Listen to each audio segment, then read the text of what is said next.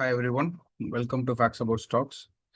So இந்த வீடியோவில் வந்து பார்த்தீங்க அப்படின்னா நம்ம வந்து ஒரு 3 ஸ்டாக்கை கம்பேர் பண்ணி அந்த 3 ஸ்டாக்கில் எந்த ஸ்டாக்கோட ப்ரைஸ் வந்து சீப்பராக இருக்குது அப்படின்றத நம்ம வந்து அனலைஸ் பண்ணி பார்க்க போகிறோம். ஸோ அதுக்கு நம்ம வந்து என்ன என்ன யூஸ் பண்ண போகிறோம் அப்படின்னா இபிஎஸ் யூஸ் பண்ண போகிறோம். ஸோ இபிஎஸ்னால் ஒன்றும் இல்லை, எர்னிங் பர் ஷேர்.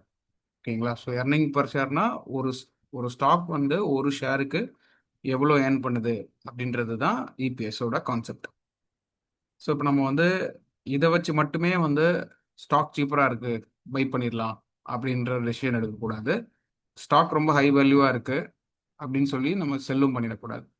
ஸோ இது ஒரு one of the factor how to decide. Okay.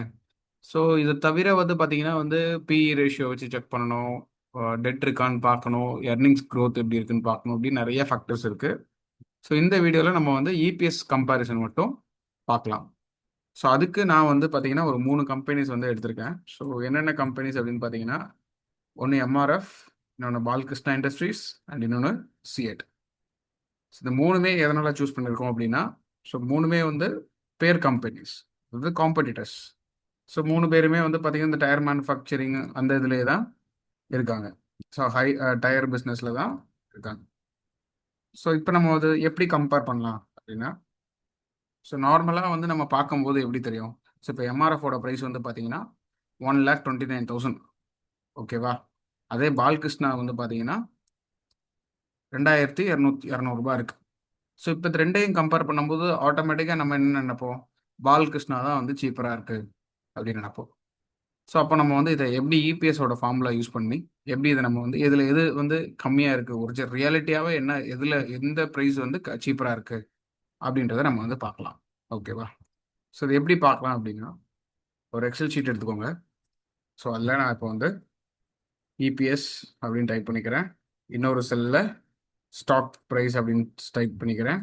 இந்த இடத்துல ஸ்டாக் நேம் வந்து நான் போட்டுக்கிறேன், ஸ்டாக் நேம். ஓகேவா? ஸோ இப்போ இங்கே வந்து நம்ம வந்து ஃபஸ்ட்டு பார்க்கக்கூடியது எம்ஆர்எஃப். ஸோ எப்போவுமே இந்த கால்குலேஷன் பொறுத்த வரைக்கும் நீங்கள் எது அதிகமான ப்ரைஸ்ன்னு நினைக்கிறீங்களோ அதை வந்து மேலே ஃபஸ்ட்டு ரோவில் போட்டுக்கோம். ஸோ இப்போ இங்கே வந்து எம்ஆர்எஃப் தான் நமக்கு ஃபஸ்ட்டு இதில் இருக்குது. ஸோ இப்போ எம்ஆர்எஃபோட இபிஎஸ் என்ன அப்படின்றத நம்ம இதில் மென்ஷன் பண்ணலாம். ஸோ இப்போ இந்த இபிஎஸ் எங்கே செக் பண்ணலாம்? இதே ஸ்க்ரீனர் வெப்சைட்டில் அப்படியே ஸ்க்ரோல் பண்ணீங்க அப்படின்னா குவார்ட்டர்லி ரிசல்ட்ஸ் அப்படின்னு ஒரு செஷன் இருக்கும். அந்த செக்மெண்ட்டில் வந்து கீழே பார்த்தீங்கன்னா லாஸ்ட் ரோவில் இபிஎஸ் அப்படின்னு வந்து ஒரு ரோ இருக்கும். ஒவ்வொரு குவார்ட்டர்லையும் இபிஎஸோட வேல்யூ என்ன அப்படின்றது சேஞ்ச் ஆகிட்டே தான் இருக்கும். ஸோ லாஸ்ட் குவார்ட்டரோட இபிஎஸ் வச்சு இப்போ நம்ம செக் பண்ணலாம். ஸோ இப்போ லாஸ்ட் குவார்ட்டரோட இபிஎஸ் வந்து எம்ஆர்எஃப் பொறுத்த வரைக்கும் 1,655. ஸோ நம்ம என்ன பண்ணலாம்? 1,655 போட்டுக்கலாம். ஸோ இதுக்கு அர்த்தம் என்ன அப்படின்னா, இந்த 1,655 நீங்கள் சம்பாதிக்கிறதுக்கு இந்த ஸ்டாக்ல நீங்கள் 1,29,500 வந்து இன்வெஸ்ட் பண்ணணும். ஸோ இதுதான் இதோட அர்த்தம். இப்போ நம்ம வந்து அப்படியே வந்து பால்கிருஷ்ணா இண்டஸ்ட்ரீஸ் வந்து பார்க்கலாம். ஸோ பால்கிருஷ்ணா இண்டஸ்ட்ரீஸ் வந்து ப்ரைஸ் வந்து 2,234. நான் ஒரு ரவுண்டாக வந்து 2,200 அப்படின்னு போட்டுக்கிறேன். ஸோ இந்த இடத்துல வந்து பால்கிருஷ்ணன்னு சொல்லி அந்த கம்பெனியோட நேமும் போட்டுக்கிறேன். ஸோ சேம் இபிஎஸ் அதே மாதிரி ஸ்க்ரோல் பண்ணுங்கள், குவார்ட்டர்லி ரிசல்ட்ஸ் இருக்கும். அதிலே லாஸ்ட் ரோ வந்து பார்த்தீங்கன்னா இபிஎஸ் தான். அதில் லாஸ்ட் குவார்ட்டரோட வேல்யூ வந்து 15.49. ஸோ நம்ம இங்கே என்ன பண்ணலாம்னா 16 ருபீஸ் அப்படின்னு வேணால் எடுத்துக்கலாம், ரவுண்ட் ஆஃப் பண்ணி. ஓகேவா? ஸோ இப்போ இங்கே வந்து நீங்கள் எப்படி இதுக்கப்புறம் செக் பண்ணலாம் அப்படின்னா, இதுக்கு நேராகவே நீங்கள் என்ன பண்ணுங்கள், கால்குலேஷன் வந்து அப்ளை பண்ணுங்கள்.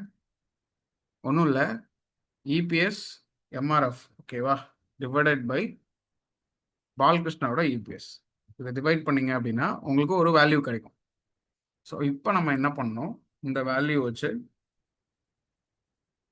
உங்களோட பாலகிருஷ்ணா இண்டஸ்ட்ரீஸ் இருக்கு இல்லையா, அதை வந்து அப்படியே அந்த ப்ரைஸை வந்து இன்ட்டு பண்ணீங்க அப்படின்னா ஒரு வேல்யூ கிடைக்கும். ஸோ இது எவ்வளோ வேல்யூ? 2,27,500. அப்போ இது என்ன சொல்ல வருது அப்படின்னா, நீங்கள் இந்த 1,655 ரூபா சம்பாதிக்கணும் அப்படின்னா, அதுவும் பாலகிருஷ்ணாவிலேருந்து எடுக்கணும், இந்த ஸ்டாக்லேருந்து நீங்கள் சம்பாதிக்கணும் அப்படின்னா உங்களுக்கு நீங்கள் இன்வெஸ்ட் பண்ண வேண்டிய அமௌண்ட் எவ்வளோ அப்படின்னு பார்த்தீங்கன்னா 2,27,500. ஸோ இதை கம்பேர் பண்ணீங்க அப்படின்னா எம்ஆர்எஃப்பை விட இது அதிகம். அப்போ இங்கே உங்களுக்கு என்ன தெரியுது? பாலகிருஷ்ணாவோட எம்ஆர்எஃப் தான் சீப்பர் அப்படின்றது உங்களுக்கு இப்போ கிளியராக தெரியுது. ஸோ இப்படி தான் நம்ம வந்து ஒரு ஸ்டாக்கோட ப்ரைஸை வந்து கம்பேர் பண்ணி பார்க்கணும். ஸோ வந்து நம்ம அதாவது ஒரு ஸ்டாக் ப்ரைஸ் வந்து இது வந்து 1 லேக் மேலே இருக்கு, இது வந்து 2,000 தான் இருக்குது அப்படின்னு நம்ம வந்து கெஸ் பண்ணிட்டு இதில் வந்து பாலகிருஷ்ணா தான் சீப்பர்னு சொல்லி நம்ம வந்து டிசைட் பண்ணக்கூடாது. ஓகேவா? ஸோ இப்போ இதே வந்து நம்ம இன்னொரு ஸ்டாக் அப்படியே வந்து அனலைஸ் பண்ணலாம். ஸோ அப்போ அதுக்கு நான் என்ன பண்ணுறேன், இதை அப்படியே காப்பி பண்ணிக்கிறேன்.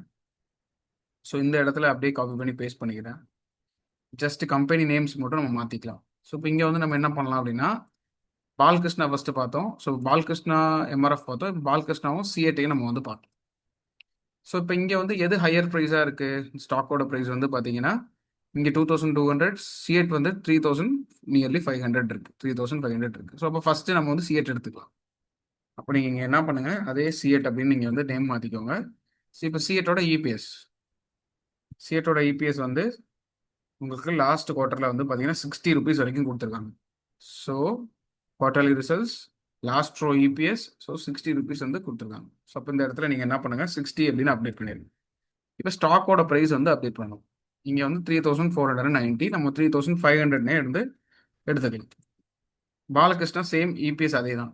ஸோ அப்போ இங்கே நீங்கள் வந்து செக் பண்ணீங்கன்னா இப்போ என்ன சொல்லுது, இந்த பாலகிருஷ்ணா கம்பெனியிலேருந்து நீங்கள் வந்து 60 ருபீஸ் ஏர்ன் பண்ணணும் அப்படின்னா 8,250 வந்து இதில் இன்வெஸ்ட் பண்ணணும் அப்படின்ற மாதிரி காட்டுது. கரெக்டா? அப்போ இதே 60 ருபீஸை நீங்கள் வந்து சிஎட்டில் 3,500 எடுத்துடலாம். இப்போ நீங்கள் கம்பேர் பண்ணி பாருங்கள், பாலகிருஷ்ணா வந்து ரேட் வந்து ஐ மீன் ஸ்டாக்கோட ப்ரைஸ் வந்து பார்க்கறதுக்கு சிஎட்டை விட கம்மியாக தெரியுது. ஆனால் நம்ம இபிஎஸ் கம்பேரிசன் மூலியமா சிஎட் தான் என்ன செய்யுது, பாலகிருஷ்ணாவோட ரேட் வந்து சீப்பராக இருக்கு. ஸோ இப்போ நம்ம என்ன பண்ணி பார்க்கலாம்னா, எம்ஆர்எஃப்ஐயும் சிஎட்டையும் வேணால் வந்து நம்ம என்ன பண்ணலாம்னா கம்பேர் பண்ணி பார்க்கலாம் எப்படி வருது அப்படின்னு.